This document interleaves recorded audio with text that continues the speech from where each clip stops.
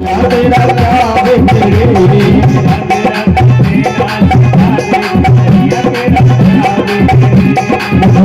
राधे कहना सिखा दे कन्हैया तेरा क्या बिगड़े कन्हैया तेरा क्या बिगड़े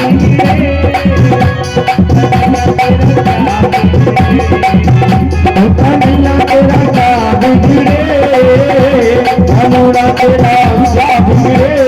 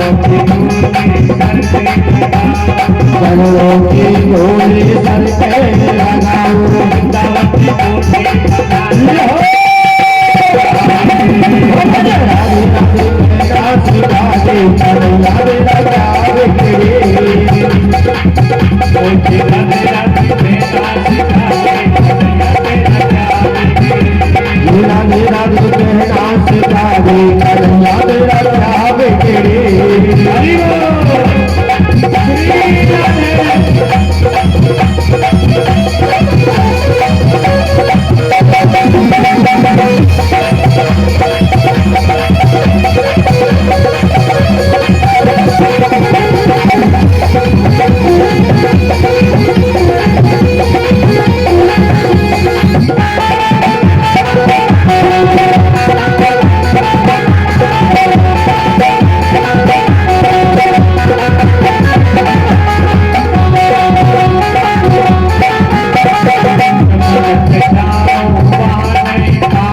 जमुना पे जाओ वहाँ नहीं पाओ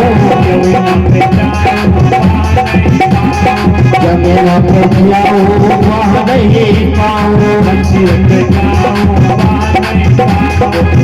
वहाँ नहीं पाओ जीवन पे जाओ वहाँ नहीं पाओ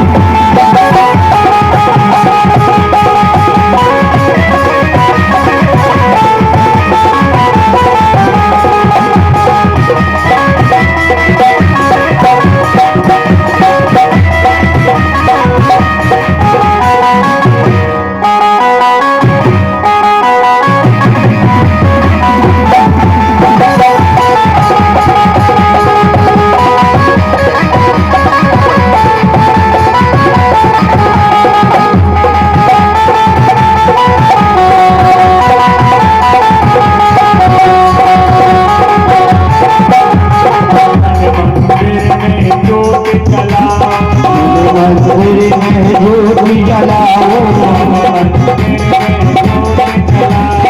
मंदिर में ज्योत जलाओ, आठों पैर तेरे गुण गाओ, आठों पैर तेरे गुण गाओ, आठों पैर अरे आठों पैर तेरे गुण गाओ, राधे राधे हरि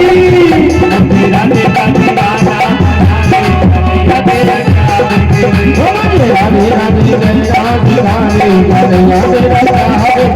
राधे राधे राधे राधे राधे राधे राधे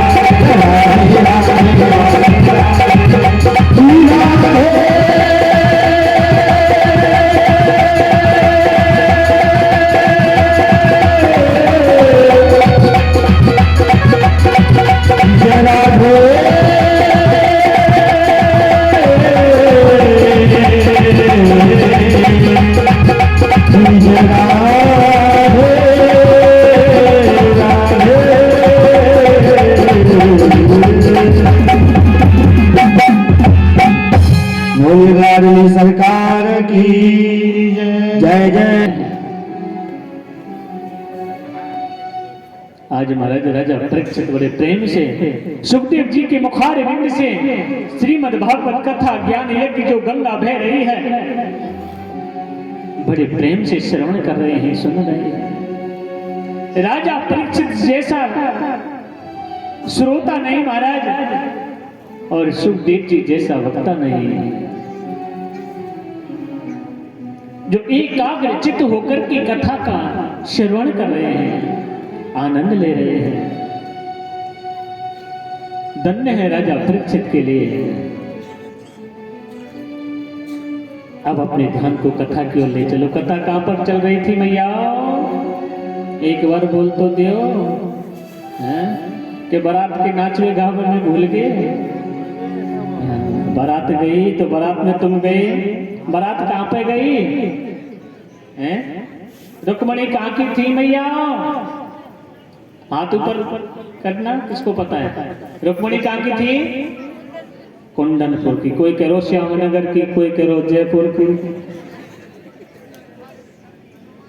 कुंदनपुर की रहने वाले हैं। मेरे द्वारकाधीश कहाँ के रहने वाले हैं? द्वारकापुरी के। अब प्रेजेंट में जो द्वारकापुरी में रह रहे हैं, आज मेरे कन्हैया का जो छोटा सा नाम मैया यशोदा लेती थी, कनुआ, ओ कन्हैया, ओ माधव, ओ केशव, आज वो छोटा नाम नहीं है, बहुत बड़ा नाम हो गया है। यदुवंश शिरोमणि श्री द्वारकाधीश, कितना बड़ा नाम हो गया है। और महाराज जैसे रुक्मणी का हरण करके ले गए, रथ पर बैठा करके मेरे द्वारकाधीश, अब तो बड़े जोर से वो सैनिक मंत्री जो लाखों रुक्मणी की व्यवस्था में लगा रखे थे, सहायता में लगा रखे थे, रक्षा करने के लिए, रुक्मणी के भाई रुक्मी ने उनके बीच में से ले गए। उन सैनिक मंत्रियों को पता नहीं चला। सौंदर्यता का वर्णन कर रहे थे सभी सैनिक मंत्री। देखो भैया कन्हैया कितना सुंदर है, देखो भैया, हैं आपको पटका कैसो है, जाके बड़े घुंघराले वाल हैं, और देखो या की करधनी कैसी है। और महाराज सब बड़ी हैं व्याख्या कर रहे थे। और तो व्याख्या करते करते समय ही महाराज और रुक्मणी का हरण कर लिया है। अब जैसे पता चला, रथ पर बैठा करके जब मेरे द्वारकाधीश ले गए, कहने लगे ले गो ले गो ले गो। पर कोई ये नहीं कह रहा भैया कौन क्या ले गया है, किसको ले गया, क्या ले गया। अरे दूसरा मंत्री कहने लगा अरे भैया ले गो ले गो ले गो ले गो, हल्ला कर रहे हैं।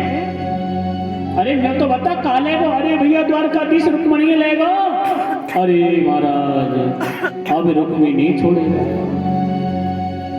एक मंत्री ने जाकर के महाराज और रुक्मी से कह दिया कि द्वारकाधीश हरण करके ले गया आपकी बहन का। उसी समय रुक्मी अपने रथ पर बैठ करके और मेरे द्वारकाधीश के पीछे रथ को छोड़ दिया। आगे आगे मेरे द्वारकाधीश जा रहे हैं, पीछे रुक्मी गाली दे रहा है मेरे द्वारकाधीश के लिए, अब शब्द बोल रहा था, गाली दे रहा था। उसी समय मेरे द्वारकाधीश कहने लगे रुक्मणी समझा लो तेरे भैया हैं, अब मेरे सालों लगे। हाँ नहीं अभी तक तो नहीं आया, छोड़ तो नहीं। रुक्मणी कहने लगी जब आप इतने ज्ञानी हो, विद्वान हो, समझदार हो, फिर भी आप क्रोध कर रहे हो। मेरा भाई है थोड़ा क्रोधी स्वभाव का है, थोड़ा गुस्से वाला है। अरे इसका मतलब ये क्रोधी है, गुस्से वाला है तो मुझे गाली देगा, मैं कब तक सहन करूंगा। पीछे से देख कितनी जोर से गाली देता चला आ रहा है, इसको दंड में अवश्य दूंगा। साला है तो क्या है, हो गया, मेरे सिर पर थोड़ी चढ़ेगा। साली की भी ज्यादा घर में नहीं चलनी चाहिए। घर बिगाड़े आरो, दीवाल बिगाड़े आरो। दीवाल में अगर आप ज्यादा अलमारी रखोगे ना तो दीवाल कमजोर हो जाएगी। दीवाल बिगाड़े आरो और घर बिगाड़े सारो। हाँ, प्रत्यक्ष के लिए प्रमाण की जरूरत नहीं है। कौरव पांडवों का आपने माहौल देखा है ना। हाँ, आज महाराज देखिए मेरे द्वारकाधीश कहने लगे रुक्मणी भले मेरा साला हो गया है पर मैं इसे अवश्य दंड दूंगा, इसने मुझे गाली दी है। 99 गाली तो दे दी, अगर अब की बार और दे दी ना तो छोड़ूंगा नहीं मैं इसे। अभी तो महाराज जैसे 100 की गाली देने लगे, उसी समय रथ को रोक दिया। अब आ जा तू सारे सामने हैं, अब देखो तो बहुत देर रह गई। अब तो महाराज जैसे द्वारकाधीश ने कैसा दंड दिया है, अपने साले को लज्जित करने वाला। रुक्मी के दाढ़ी मूंछों को मोड़ दिया और रथ के पहिए से बांध दिया कि साले यहाँ पड़ो रे तू, मैं तो जा रहा हूं तेरी बहनें लेके। अब महाराज रुक्मिणी बंधा हुआ पड़ा है।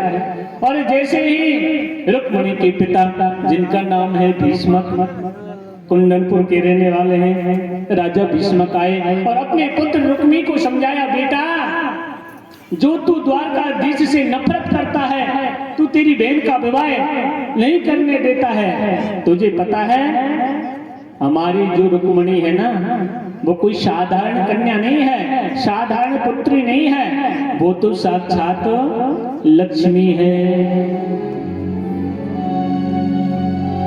और लक्ष्मी का विवाह विष्णु के साथ में ही होता है बेटा रुक्मिणी, आप समझो। बड़े प्रेम से राजा भीष्मक ने समझाया महाराज। राजा सिद्ध भीष्मको नाम विदर्भ पतिर्मान तस्यं पच्च भवनम पुण्य कन्यकां च वरानना। कि महाराज 5 बहन भाई हैं, रुक्मिणी के 3 भाई और हैं, 1 बहन है रुक्मिणी जो मैंने आपको बताया है। आज उनकी सहमति से राजा भीष्मक ने लगन पत्रिका भेजी महाराज। द्वारकापुरी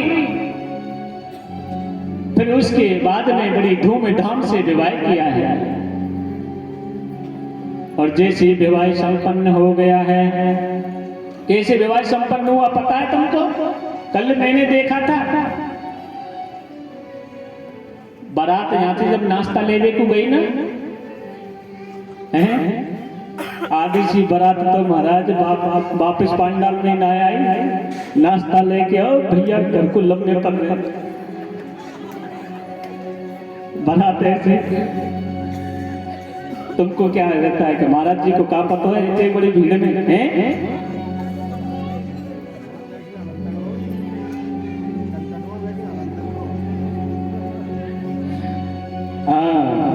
कोई हमने बोला था आरती में आ जाना प्यारे, अरे महाराज अब का काम होना जो है आरती में आधे से रह गए। नहीं करो भैया, आधी सी बारात कहाँ पहुंच रहे बन महाराज, नारायण सर्कल तक पहुंच गए। नहीं चलो कोई बात नहीं, आज अंतिम दिवस है, 7वां दिन है, फिर घर में ही रहना है प्यारे, आपको भी सबको घर में रहना है। इस ग्रस्त के चक्कर में हमको आपको समय नहीं मिलता है। सुखदेव जी कहने लगे, राजन श्रुत्वा गुणान भुवन सुंदर निर्विषम कण्योगं तंपः रूपम दर्शार्धलाभ विशते चित्रम मंत्रम। कि महाराज जिस समय रुक्मिणी के साथ में मेरे कन्हैया द्वारकापुरी में निवास कर रहे हैं, बड़े प्रेम से रह रहे हैं, कुछ समय के बाद में महाराज रुक्मिणी के गर्भ से एक पुत्र ने जन्म लिया है और उस पुत्र का नाम प्रद्युम्न रख दिया है। क्या नाम रख दिया है? प्रद्युम्न रख दिया है।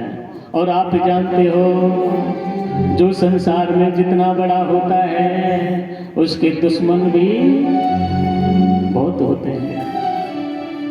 आज मेरे कन्हैया ने जब से जन्म लिया है, उनके दुश्मनों की कमी नहीं है,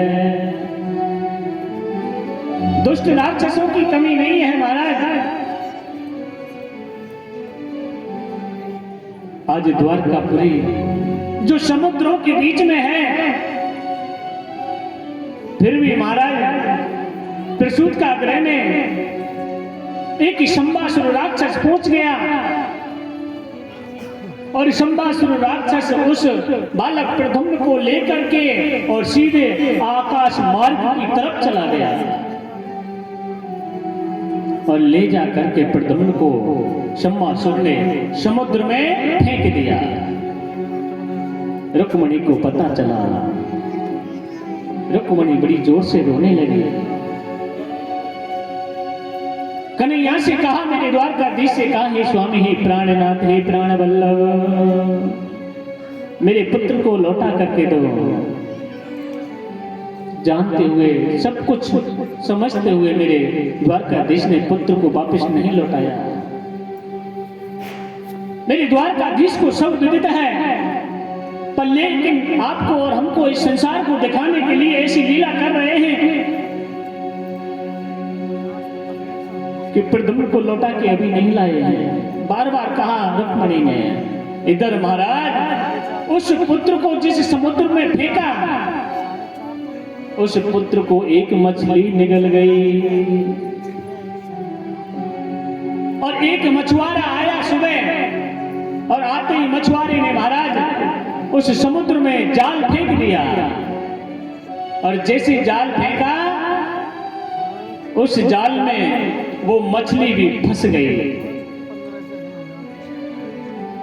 और जैसे महाराज वो मछुआरा ले जा करके उन मछलियों को और कहां पहुंचा दिया, जो शम्मासुर के रसोईया में, और उस रसोई का काम करती थी विद्यावती शम्मासुर के महलों में। तो जैसे महाराज जब विद्यावती उन मछलियों को संभाल रही थी, तो उस मछली में से वो पुत्र प्रकट हो गया। अब तो जैसे वो प्रकट हुआ महाराज, वो पुत्र इस तरह अजीब विचित्र तरीका से उस विद्यावती की तरफ देखने लगा। विद्यावती पुत्र की तरफ देख रही है, उस बालक की तरफ देख रही है।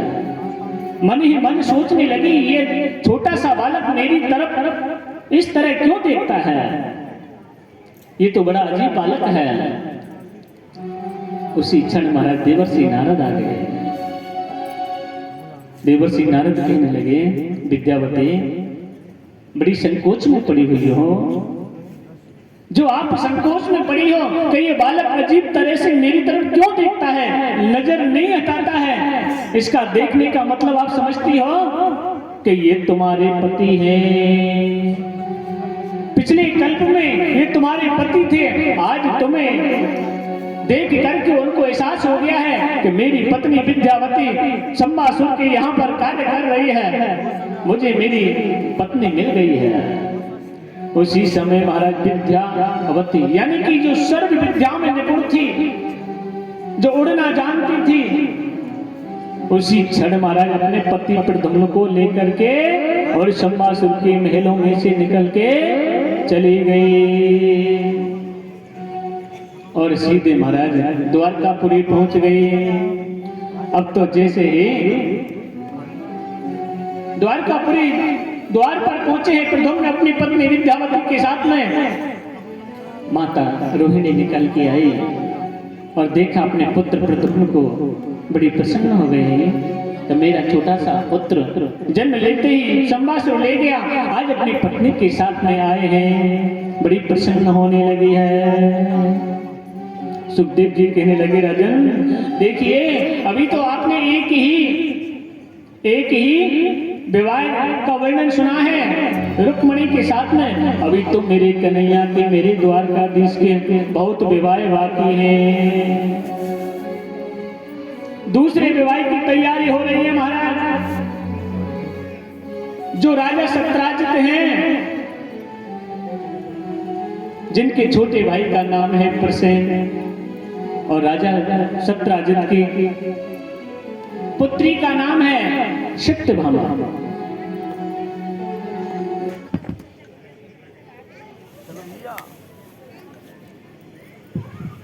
और सत्यभामा नाम है महाराज। अब तो जैसे ही राजा सत्राजित के पास में एक ऐसी मणि है,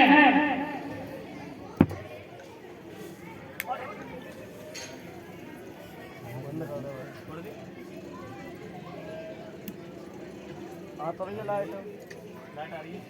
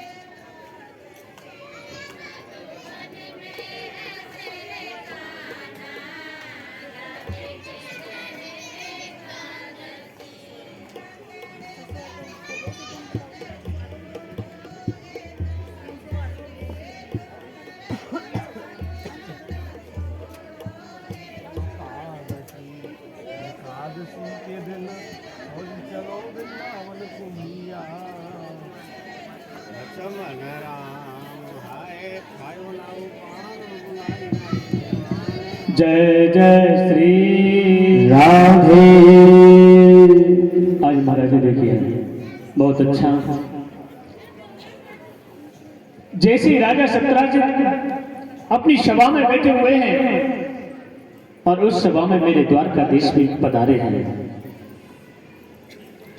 राजा सत्यराजित के पास में महाराज एक मणि है और उस मणि का नाम है सुमंतक मणि, जिसमें से 8 बार सोना उत्पन्न होता है 24 घंटे में, पर लेकिन उसकी 10 घंटे नित्य प्रति पूजा होती है। उस सुमंतक मणि की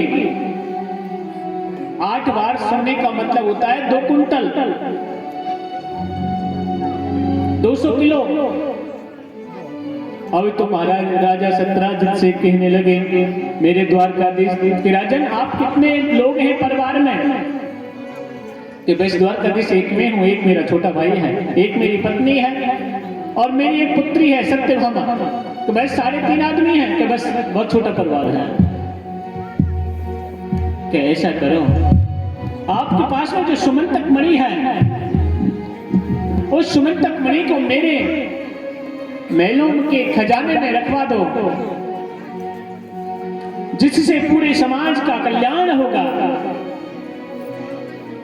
राजा सत्यराजित ने मना कर दिया कि नहीं, द्वारकाधीश में सुमंतक मणि को नहीं दे सकता। मेरे कन्हैया ने उस सुमंतक मणि को अपने लिए नहीं मांगा है, पूरे समाज के लिए, समाज कल्याण के लिए मांगा था। मेरे द्वारकाधीश के पास में क्या कमी थी? वो तो राजा सत्यराजित की परीक्षा ले रहे थे महाराज। अब तो जैसे मना कर दिया। एक समय राजा सत्यराजित के भाई प्रसेन उस सुमंतक मणि को पहन करके आखेट खेलने के लिए सुदूर जंगल में चले गए। और जैसे सुदूर जंगल में गए महाराज, इस रक्षराज यानी कि एक सिंह ने प्रसेन को समाप्त कर दिया।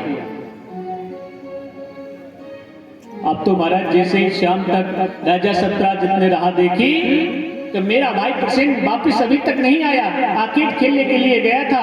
अब तो चारों तरफ देखने लगे, ढूंढने लगे, प्रसेन कहीं नहीं मिले हैं महाराज। अब तो राजा सत्यराजित ने कलंक लगा दिया मेरे द्वारकाधीश पर कि मेरे भाई प्रसेन को द्वारकाधीश ने समाप्त करा दिया एक सुमंतक मणि के लिए। और आप जानते हो कलंक काजल से भी काला होता है। आज मेरे